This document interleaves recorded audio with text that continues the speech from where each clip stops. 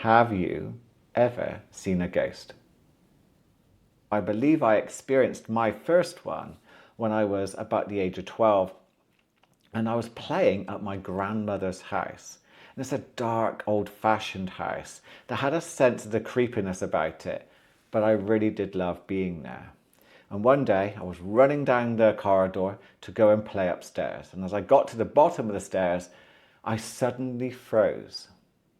I couldn't believe what was happening in front of me, because at the top of the stairs, coming around the corner, was this leg trying to find its footing on the landing.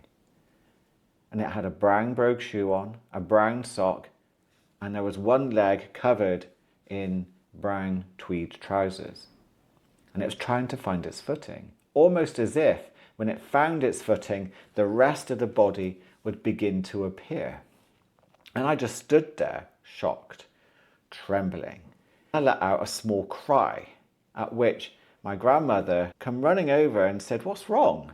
She looked to see what I was transfixed by. And then she put her arms around me and said, "Hey, it's okay. It's just your granddad trying to get down the stairs. He struggled at times." And she made it seem so normal, even though we both knew that granddad had died a year earlier. And then slowly, the leg just vanished. I never forgot that day. And whether it ran in the family or not, but her son, my father, who was recently dying, came to me in a dream and said, "What's the afterlife like? Is it safe for me to go home now?" And I had this wonderful conversation around what it's like to be awake and have an awakened mind. And yes, it was safe for him to go home now. And I knew it was a dream because my mum looked much younger than she does currently. And there were people in the house. I could hear them. I couldn't quite make out who they were. And I could feel myself being pulled out of the dream back into waking up. And I lay there in the dark, thinking, well, that is a very strange dream. And as I lay there, I could see my phone flashing in the corner of the room. And I knew instantly who was calling. So I picked up the phone, and there was my brother. And he said, "Dad has gone. Dad has gone." And we had a conversation about that. It was expected. So the dream didn't seem too out of the ordinary.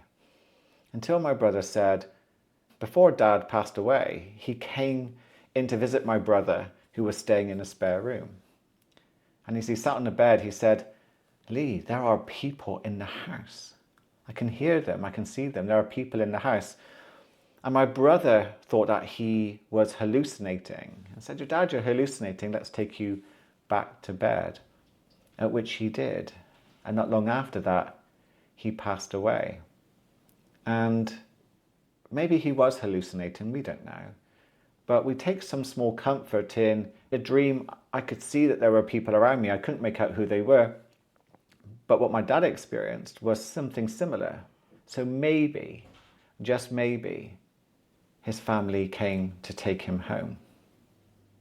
But he wasn't done there. It was just so surprising for a man who showed no interest in spirituality at all. I was listening recently to the wonderful book, The Signs, by Dr. Tara Swart, the neuroscientist. And in the book, she talks about her husband, Robin, who passed away, and that she asked for some signs that he was still with her. And then she received them. She had these wonderful experiences, which gave her a deep sense of peace and connection with something much bigger than herself and with Robin. So I said to myself, well, I said to my father, "Dad, if you're out there, can you give me some signs, maybe some flashing lights to let me know that you're okay and that maybe you're still around?" Well, that evening, no flashing lights, nothing. I go to bed. 3 a.m. I'm woken up, and you can tell, can't you, when something's off around you. And something felt strange. And I could see that there was a light flashing somehow in the room. So I opened my eyes, and sure enough, a speaker with a light that has never gone off before was flashing at 3 a.m. So the next day, I say to my brother, hey, I asked for a sign from Dad that he was still around, and I got a flashing light. And quite rightly, he said, that could just be a coincidence. Maybe ask him again. And I said, well, Dad's not a performing pony. He's just going to tell me to get on my bike. But do you know what? In for a penny. So, Dad, if you're about, can you make the lights flash again? Let's just see what happens. So that evening, of course, no flashing lights. 3 a.m.